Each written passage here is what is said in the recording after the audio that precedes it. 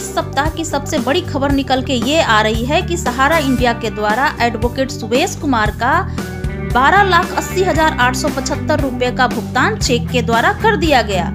इसी भुगतान के लिए अभी हाल ही के दिनों में सहारा प्रमुख सुब्रतो राय की गिरफ्तारी के लिए 12 थाने की पुलिस पहुंची थी और उसके कुछ दिन के बाद तुरंत ही 12,80,875 रुपया का भुगतान चेक के माध्यम से कर दिया गया।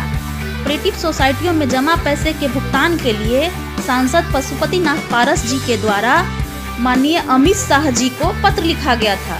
उस पत्र के जवाब में उन्होंने कहा, मैंने आपके पत्र को गंभीरता पूर्वक लिया है और संबंधित विभागों में आवश्यक कार्रवाई के लिए निर्देश दे दिया गया है। माननीय अमित शाह जी के हस्तक्षेप से सहारा के कार्यकर्ताओं एवं जमाकर्ताओं में एक नई उम्मीद जगी है। बिहार के वित्त मंत्री माननीय विजय कुमार चौधरी जी के द्वारा भी सहारा से भुगतान के मामले को विधानसभा में पुरजोर तरीके से उठाया गया। इसके लिए उन्होंने संबंधित कानून बनाने की बात भी कही है। उन्होंने कहा है कि कानून बनाकर बिहार के लोगों का भुगतान सुनिश्चित कराया जाएगा। इस बयान के बाद अन्य राज्यों में भी इस तरह के पहल की उम्मीद की जा रही है ताकि सहारा के जमाकर्ताओं का भुगतान सुनिश्चित हो सके। इसके अलावा दिल्ली हाई कोर्ट के द्वारा कोऑपरेटिव सोसाइटियों में जमा पैसे के भुगतान के लिए सीआरसी को कड़ी फटकार लगाई गई। कोर्ट के द्वारा ये आदेश सीआरसी को दिया गया है कि जिन जमाकर्ताओं का कंप्लेन आपके पास आ चुका है उनके भुगतान के लिए आवश्यक कार्रवाई करने का कार्य करें।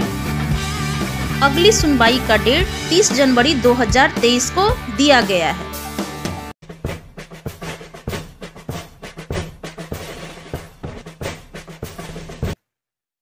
Hello everyone, welcome in my channel Saumya for सहारा।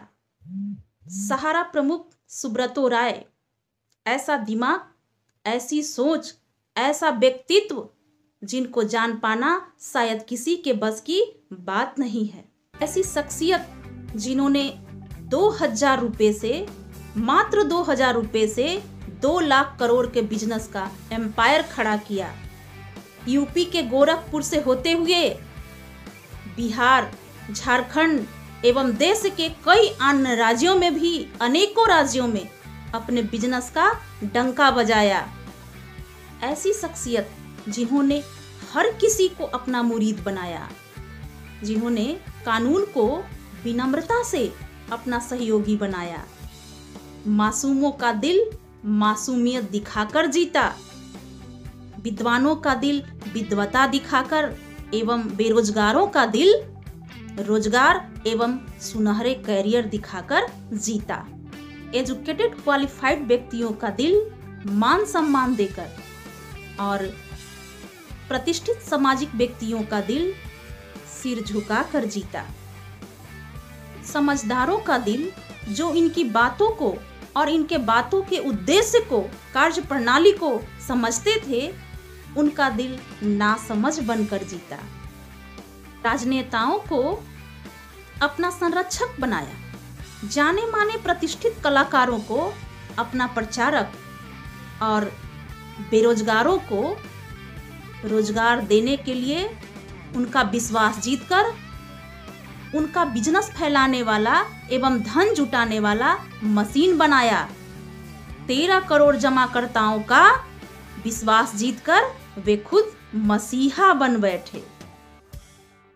ऐसा व्यक्तित्व जिन्होंने आरबीआई को सहमात के खेल में ऐसी मात दी कि आरबीआई के रेगुलेटरी इनके सामने पानी पानी हो गए। उन्होंने हार मान ली।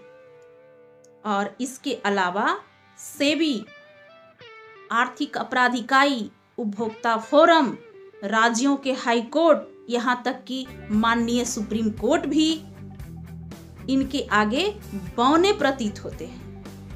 बात पटना हाई कोर्ट की कर लेते हैं। जब ये मामला पटना हाई कोर्ट में था, जब इन पे शिकंजा बहुत कस के कसा गया था, जब ये सब लोग समझ रहे थे कि अब तो इनको आके कोर्ट में हाजिर होना पड़ेगा और कम से कम बिहार के भुगतान को क्लियर करना पड़ेगा, इसके ठीक हाजिरी के ठीक 24 घंटे पहले इन्होंने ऐसा गेम प्लान किया कि सारा खेल ही बिगड़ गया। हाजिरी तो दूर की बात, केस ही पटना हाई कोर्ट से लेके सुप्रीम हाई कोर्ट में टैग करा दिया गया और माननीय जज साहब को भी कड़ी फटकार लगाई गई कि आपने अपने अधिकार क्षेत्र से बाहर जाके कार्य किया है। ये इस व्यक्तित्व का कमाल है। इतना लंबा पेरोल लेके स्वतंत्र रूप से कार्य करना शायद आज तक किसी ने न देखा होगा और ना ही सुना होगा। माननीय सुप्रीम कोर्ट के आदेश की भी बार बार अवहेलना की गई, एक बार नहीं कई बार अवहेलना की गई। इतने सारे गवर्निंग बॉडी को अपने सामने बौना साबित कर दिया इन्होंने और बौना साबित करके अपने आगे खड़ा कर दिया। ऐसे शतरंज के माहिर खिलाड़ी की अपनी मात कैसे बर्दाश्त होगी? उनको अपनी हार बर्दाश्त नहीं होगी। जमाकर्ताओं का भुगतान पूर्णतया बाधित करके, पूर्णतया रोक करके अब ये चौतरफा दबाव में आ गए हैं। चाहे जमाकर्ता हो, कार्यकर्ता हो, प्रशासन हो, एमपी एमएलएज हो, राज्यों के हाई कोर्ट हो, उपभोक्ता फोरम हो, आर्थिक अपराध इकाई हो, इनकम टैक्स हो या माननीय सुप्रीम कोर्ट हो या सेबी हो, सारे गवर्निंग बॉडी, जमाकर्ता, कार्यकर्ता एक साथ मिलके सबने इन पे दबाव बनाया। ऐसे माहौल में उनका दिमाग शांत कैसे रह सकता है? इसलिए उन्होंने इसका भी हल निकाल लिया है। उन्होंने ऐसा हल निकाला है कि ऐसी बिसात बिछाई है कि वही पुराने मोहरों का इस्तेमाल किया जाएगा। खेल वही पुराना, मोहरे वही पुराने और बिसात भी बिछाने वाले वही, खिलाड़ी भी वही।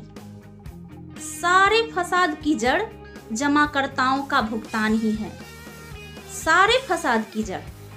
तो क्यों ना इस फसाद की जड़ को ही समाप्त कर दिया जाए? क्यों ना जमाकर्ताओं का भुगतान ही कर दिया जाए? ये तो बहुत अच्छी बात है। पूरी व्यवस्था बना दी गई है। 20% भुगतान। जी हाँ, सही सुना आपने।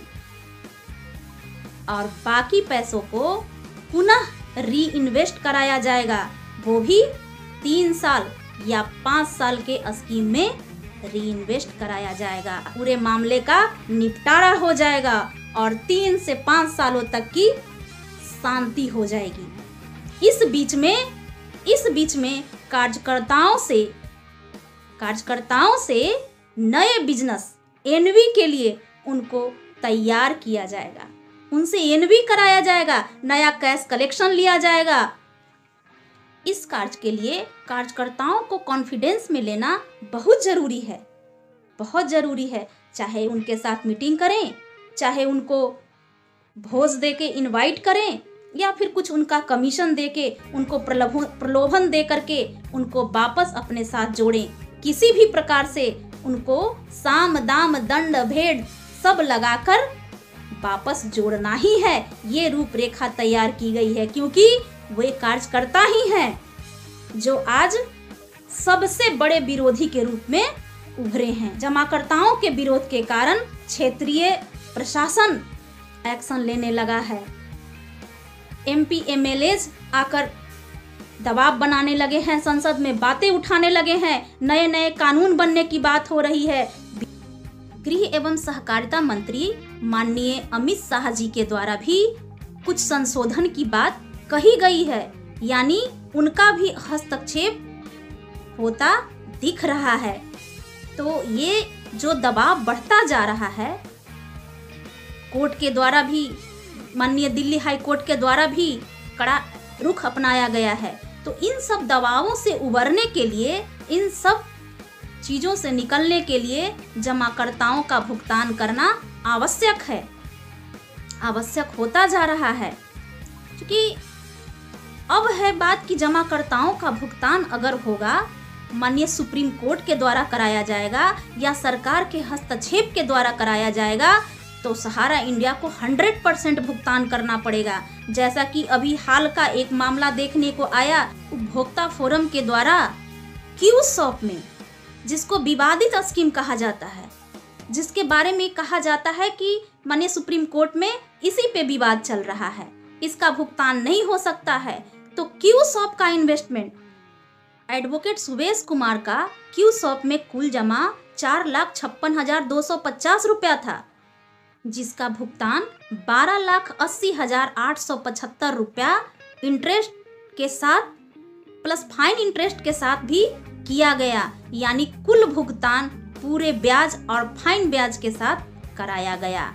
जैसा समय आ गया है और जिस तरह का दबाव बन रहा है, तो सरकारी हस्तक्षेप या माननीय सुप्रीम कोर्ट के आदेश के बाद अगर भुगतान की बात होगी, अगर भुगतान होगा, तो सहारा इंडिया को हर जमाकर्ता का 100% भुगतान करना होगा, जो कि ये कंपनी कभी चाहती ही नहीं है। इसीलिए ऐसी बिसात बिछाई गई है कि 100% न देकर 20 से 25% का भुगतान करके ही मामले का निपटारा किया जा सके, मामले को द एंड किया जा सके और अपने व्यवसाय को पुनः शुरू किया जा सके। अगर सहारा इंडिया अपना कार्य फिर से शुरू करती है तो इससे अच्छी और बात क्या हो सकती है।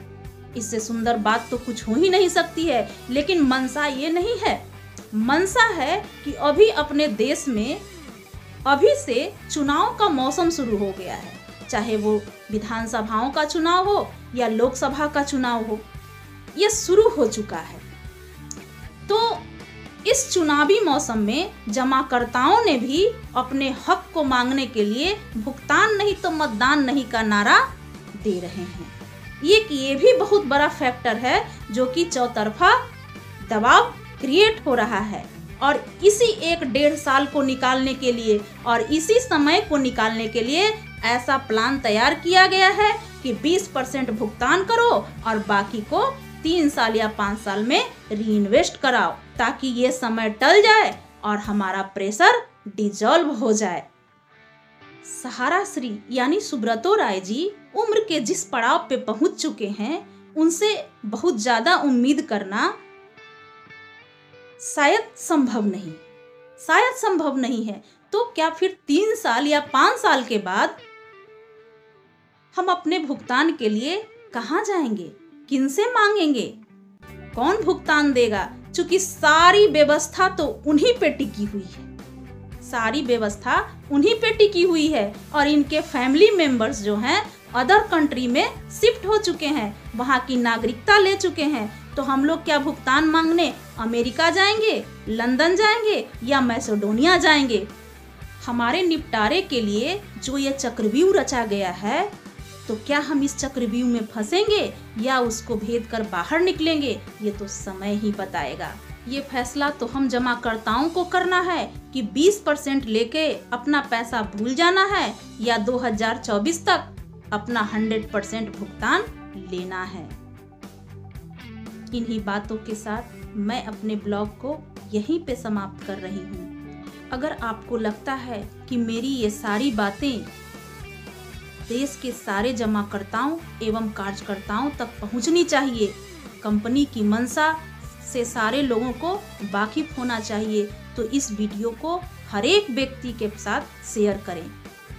Be aware and spread awareness, जागरूक बने और जागरूकता फैलाएं। तो ज़्यादा से ज़्यादा शेयर करें, मेरे चैनल को सब्सक्राइब करें और लाइक करना तो बिल्कुल ना भूलें। धन्यवाद।